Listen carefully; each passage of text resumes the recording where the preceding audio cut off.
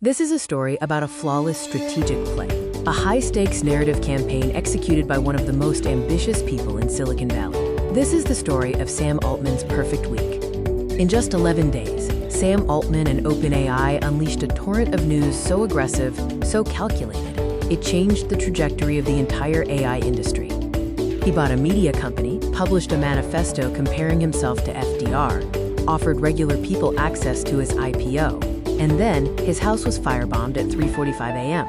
On the surface, it looks like high-octane chaos, but I am going to tell you why that sequence of events might have been the best week of Sam Altman's life. Every single move was part of one coordinated pre-IPO narrative campaign, a campaign at a scale Silicon Valley has simply never witnessed before. The goal?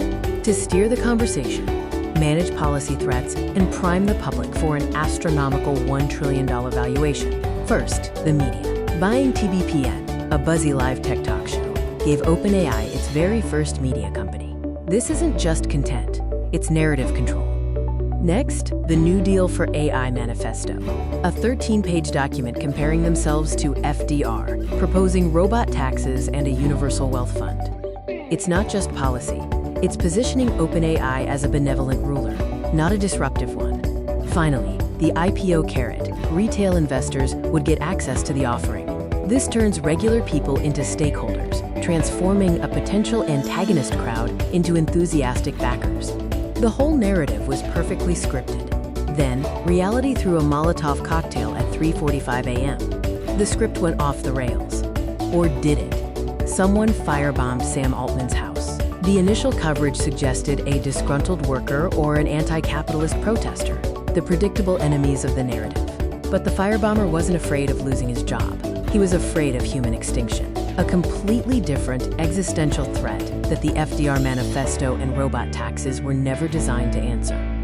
This firebombing revealed a deep, unsettling fear among critics that transcended economics and policy. It's about trust, or the lack thereof. Simultaneously, Elon Musk was in court, actively trying to remove Altman from his own company, a legal challenge that echoes the same sentiment of mistrust. Three powerful groups, the existential critics, the legal rival, and policy skeptics, all delivering the exact same message to Sam Altman: we do not trust you. Now ask yourself, out of everything that happened this week, who actually benefited the most? The firebombing got Sam Altman 100 times more press coverage than any 13-page policy manifesto ever could. It became the dominant global headline, the most powerful unintended result. It immediately painted AI critics and existentialists as dangerous, unstable extremists, right before his IPO roadshow was set to begin. It turned Sam Altman into a martyr, a victim attacked for his visionary work. This is the figure that retail investors, the ones he just offered a slice of the pie, want to rally behind and back with fervor. I'm not saying Sam Altman arranged it, but if you were the world's most ambitious pre-IPO strategist, and Sam Altman absolutely is, you could not have scripted a better week.